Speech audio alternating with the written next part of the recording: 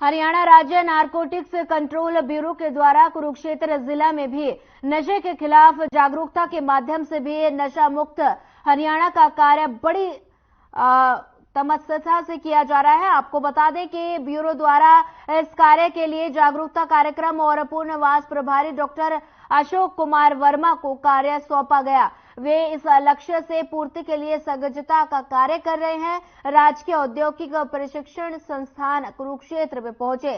राजकीय औद्योगिक प्रशिक्षण संस्थान में 266वां और राजकीय महिला औद्योगिक प्रशिक्षण स्थान में 267वां एक दिवसीय नशा मुक्ति जागरूकता कार्यक्रम आयोजित किया गया, जिसमें युवाओं के साथ वार्तालाप के माध्यम से 3 महत्वपूर्ण बिंदुओं पर खुलकर चर्चा की गई, जिसमें सड़क सुरक्षा, जीवन रक्षा, साइबर अपराध से बचने के उपाय और सबसे महत्वपूर्ण नशा जीवन की करता दुर्दशा।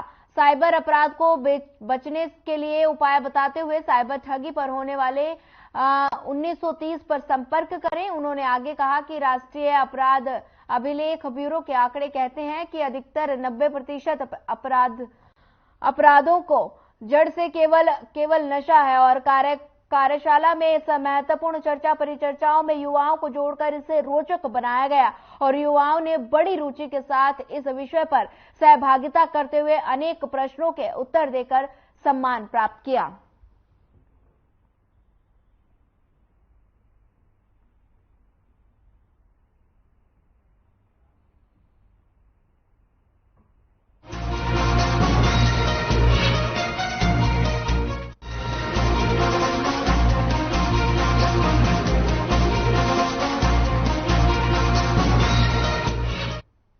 अंतर्राष्ट्रीय गीता महोत्सव 2023 का हर्षोल्लास के साथ 17 दिसंबर को आगाज होगा और इस महोत्सव का शुभारंभ उपराष्ट्रपति जगदीप धनखड़ और मुख्यमंत्री मनोहर लाल करेंगे। इस महोत्सव की शुरुआत कुरुक्षेत्र विश्वविद्यालय में अंतर्राष्ट्रीय विश्वविद्यालय के गीता सेमिनार के साथ होगी और इस सेमिनार के उपरांत उपराष्ट्रपति और मुख्यमंत्री मनोहर लाल ब्रह्म सरोवर, पुरुषोत्तमपुरा बाग में असम पवेलियन, हरियाणा पवेलियन, सूचना जनसंपर्क, भाषा एवं सांस्कृतिक कार्य विभाग की राज्य स्तरीय प्रदर्शनी का उद्घाटन करेंगे और फिर महापूजन और महाआरती में शिरकत करेंगे। इसके उपरांत गीता ज्ञान संस्थानम के कार्यक्रम में शिरकत करेंगे और इन सभी कार्यक्रमों में सुरक्षा व्यवस्था के पुख्ता इंतजाम होंगे।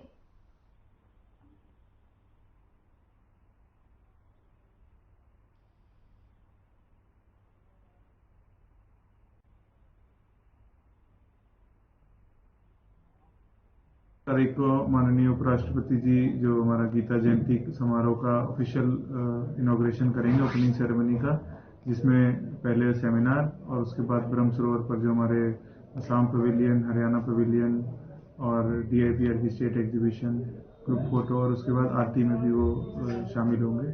सब इसकी आज एक रिहर्सल की गई थी, सबकी ड्यूटीज लगा दी हैं अलग अलग वेन्यूज पे और फुल ड्रेस रिहर्सल जो कि कारकेट प्लान के साथ कल से होगी और सब तैयारियां बिल्कुल।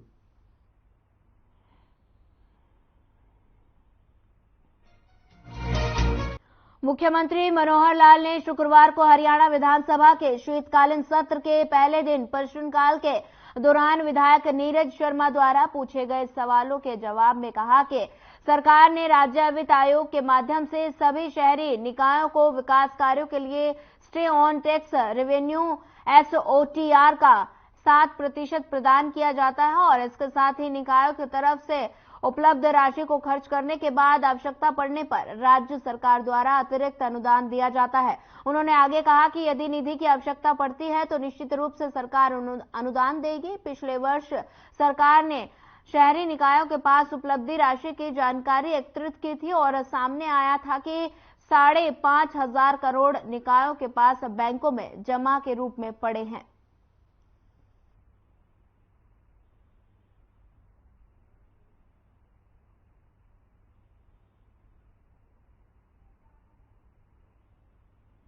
सिस्टम है लोकतांत्रिक व्यवस्था में 3 टियर सिस्टम है। 3 टियर सिस्टम में लोकल बॉडीज अलग विषय है, प्रदेश सरकार का अलग विषय है, सेंट्रल गवर्नमेंट का अलग विषय है। हम किसी के सिस्टम में इस प्रकार से डायरेक्ट इंटरफेयर करना ठीक नहीं है, क्योंकि ये सारे काम जो उन्होंने बताए हैं ये कारपोरेशन के काम हैं और कारपोरेशन पहले जो आदतें बनी हुई हैं।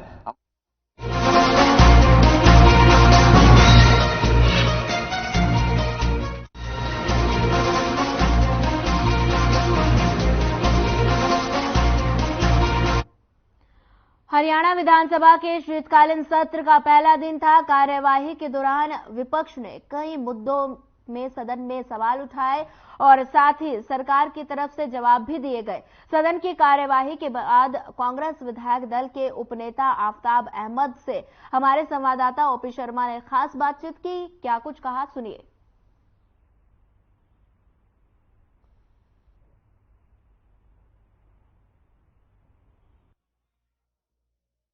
हरियाणा विधानसभा के शीतकालीन सत्र का जो है पहला दिन आज समाप्त हो गया। इसी पर बातचीत करने के लिए हमारे साथ कांग्रेस विधायक दल के उपनेता आफ्ताब अहमद हैं, उनसे बात करते हैं। सर, आज के पहले दिन की कार्रवाई को आप कैसे देखते हैं? कितना फ्रूटफुल लगता है आपको? विपक्ष के जो मुद्दे उठाए गए थे सरकार ने किस तरीके से जवाब दिया?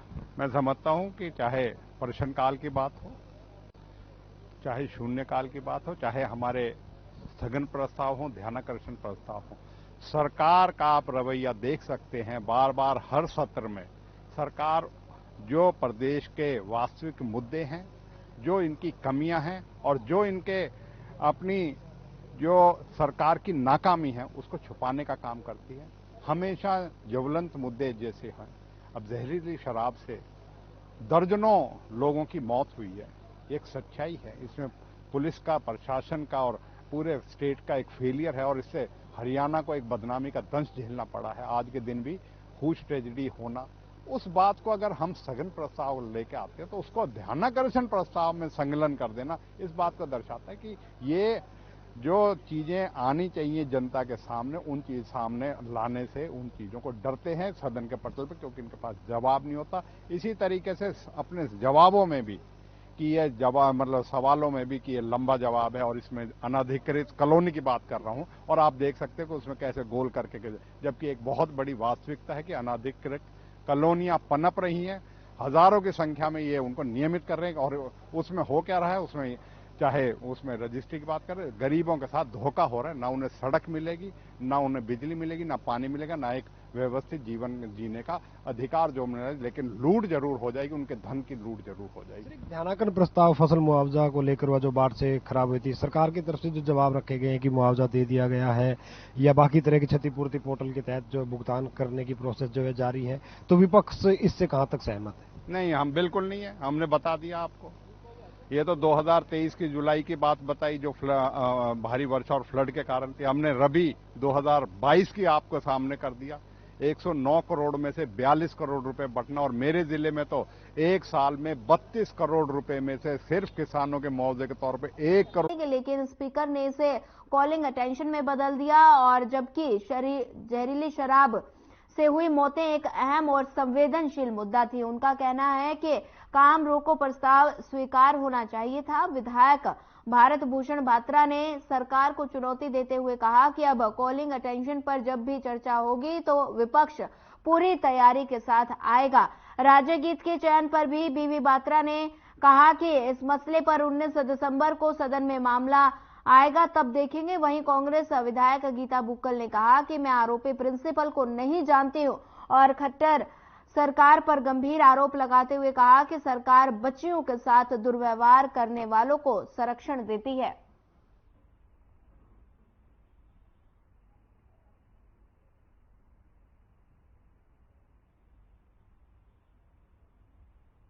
ऐसे है कि अध्यक्ष महोदय इस बात की पुरानी परंपराओं का सहारा लेके इसको रिजेक्ट करते हैं। पिछले 4 साल से हम कल अपना काम रोको प्रस्ताव दे रहे हैं और जनरल मोशन दे रहे हैं, कभी भी एक्सेप्ट नहीं करते हैं और उसको अर्जन करते हैं और बहुत अहम मुद्दे हैं।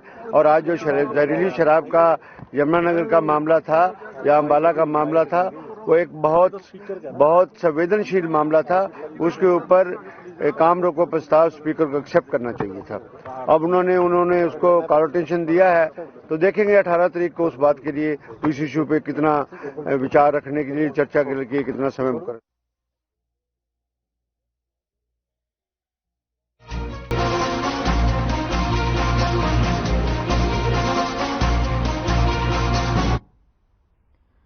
कांग्रेस के वरिष्ठ नेत्री कुमारी शैलजा पूर्व सांसद डॉक्टर रामप्रकाश के आवास पर शोक व्यक्त करने पहुंची। डॉक्टर रामप्रकाश का पिछले कई दिनों से लंबी बीमारी के बाद निधन हो गया था। कुमारी शैलजा ने पीडब्ल्यूडी रेस्ट हाउस में अपने कार्यकर्ताओं के साथ बंद कमरे में बैठक की।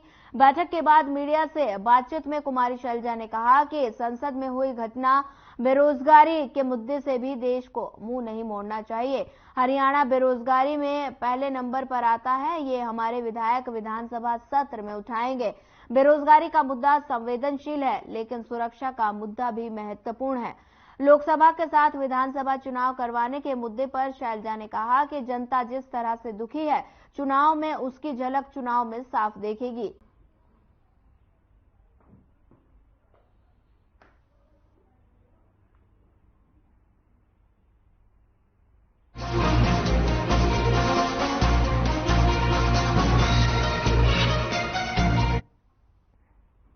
कुरुक्षेत्र के सांसद और भाजपा प्रदेशाध्यक्ष नायब सिंह सैनी ने कहा कि लोगों के घर द्वार पर केंद्र व राज्य सरकार की योजनाएं पहुंच रही हैं। गांव डेरू माजरा में उन्होंने विकसित भारत संकल्प यात्रा का स्वागत किया और विभिन्न विभागों के स्टॉलों का निरीक्षण भी किया। साथ ही इस दौरान इन्होंने लाभार्थियों को योजनाओं का लाभ प्रदान किया। उन्होंने आयुष्मान भारत, चिरायु योजना, निरोगी हरियाणा योजना, सामाजिक सुरक्षा योजना, मुख्यमंत्री अंत्योदय परिवार उत्थान योजना आदि की जानकारी दी और कहा कि प्रधानमंत्री नरेंद्र मोदी के सपने को साकार करने के लिए विकसित भारत संकल्प एवं जनसंवाद यात्रा का आयोजन किया जा रहा है।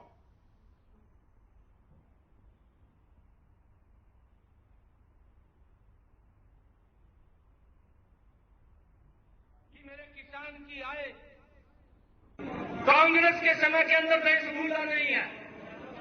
देश के लोग जानते हैं अटल जी ने गांव के अंदर गैस का सिलेंडर शुरू किया था और कांग्रेस जब यूपीए की सरकार आई तो वो गैस का सिलेंडर 3 दिन के अंदर हमें मिलना शुरू हो गया था। 3 दिन तक हम लाइन में लगे रहते थे। ये गारंटी तो कांग्रेस की है। नरेंद्र मोदी की गारंटी लाइन को खत्म करना, उसके घर के अंदर गैस का सिलेंडर पहुंचाना है और ये गारंटी देने की बात करते हैं। सीपीओ साहब हैं, कितनी अच्छी सुंदर व्यवस्था के साथ सभी अधिकारियों के साथ समन्वय बनाते हुए कार्यक्रम को सफलता तक पहुंचाने का काम करते हैं। मैं पुनः माननीय अध्यक्ष जी का और आप सभी का भी अभिनंदन करता हूं, स्वागत करता हूं। आदरणीय साथियों, समय बड़ा कम है, मैं तो केवल 2 मिनट का समय आपके बीच में लूंगा। नरेंद्र भाई मोदी जी ने जब ये यात्रा पहुंचाने का काम किया और उसके ऊपर माननीय मुख्यमंत्री मनोहर लाल जी ने और 4 चांद लगाने का काम किया। पहुंचाने का काम ये किया है, ये नरेंद्र मोदी की गारंटी।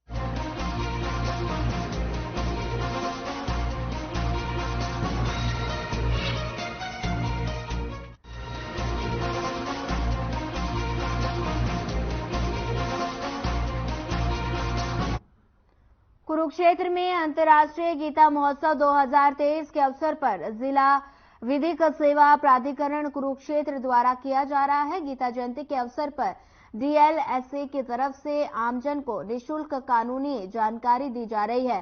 इसी के साथ इस दौरान सीजीएम नितिन राज ने स्टॉल का जायजा लिया।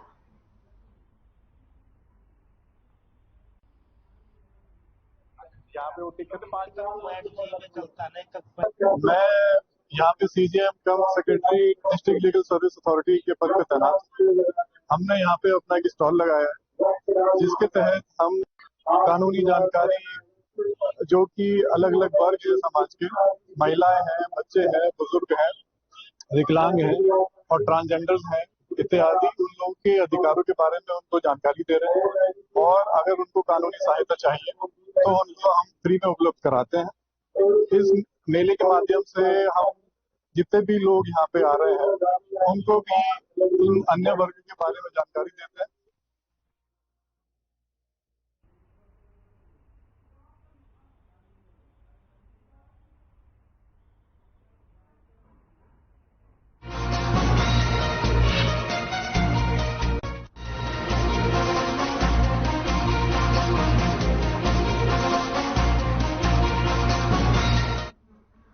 अंबाला शहर के सदोपुर में नगर निगम ने कांग्रेस प्रदेश सचिव सुखविंदर जैलदार के दफ्तर पर बड़ी बुलडोजर कार्रवाई की। इस दौरान भारी पुलिस बल मौजूद रहा और उन्होंने कांग्रेस नेता के विरोध का सामना भी करना पड़ा। बता दें कि कांग्रेस नेता सुखविंदर जैलदार ने निगम से नोटिस भी मांगा और शहर में अन्य अतिक्रमण पर कार्रवाई न करने पर सवाल भी उठाए। काफी देर तक विरोध चलता रहा, जिसके बाद कार्रवाई शुरू हुई और बात गाली गलौज तक पहुंच गई। आपको बता दें कि कांग्रेस नेता और साथियों समेत निगम कर्मचारियों के साथ गाली गलौज करने लगे। बता दें कि तब स्थिति को बिगड़ते देख पुलिस ने बीच बचाव किया और इस मौके पर ड्यूटी मजिस्ट्रेट एलसी चौहान ने बताया कि जब कोई नया निर्माण करता है तो उसको निगम से नक्शा पास करवाना होता है। बिना नक्शा पास करवाए निर्माण किया था, जिसके लिए कई बार नोटिस भी दिया गया था और इसके बाद ये कार्रवाई की गई है।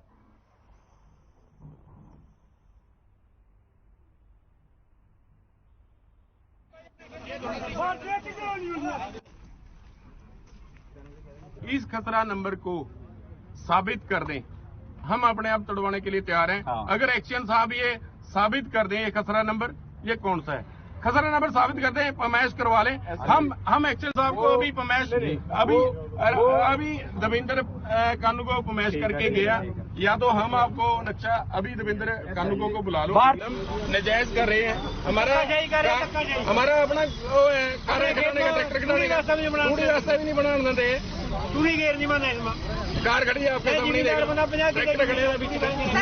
नगर निगम कमिश्नर पैसे मांग रही थी पहले शुरू में, उसने कहा था 10 लाख रुपए दे दो।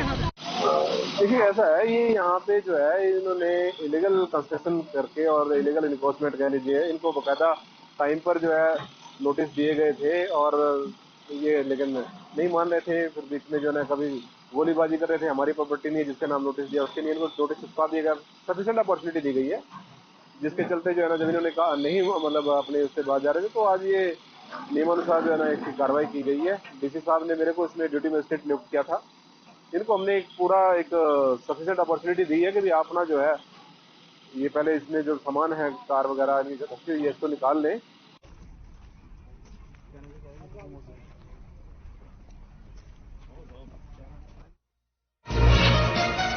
भिवानी में आज सीएम फ्लाइंग ने बीडीपीओ कार्यालय में छापेमारी की। बीडीपीओ कार्यालय में काफी काम पेंडिंग है, जिसकी वजह से लोगों को परेशानियों का सामना करना पड़ रहा है। रेड के दौरान पाया गया कि सीएम विंडो के 34 मामले पेंडिंग हैं, जिनके जवाब नहीं मिले। फ्लाइंग जांच में पाया कि प्रधानमंत्री आवास योजना के फार्म भी पेंडिंग पड़े हैं। विभाग में तैनात अधिकारी और कर्मचारी ने कोई कार्रवाई नहीं की और यहां तक कि विकास के लिए ग्रामीण गलियों के एस्टीमेट भी पेंडिंग पड़े मिले हैं और जिस पर कोई निर्णय नहीं लिया गया था। कई ग्राम सरपंचों के डोंगल भी वहीं पड़े हैं, जबकि ये डोंगल सरपंच के पास होने चाहिए थे। इमिग्रेशन विभाग के एसडीओ बजरंग को ड्यूटी मजिस्ट्रेट बनाया गया था।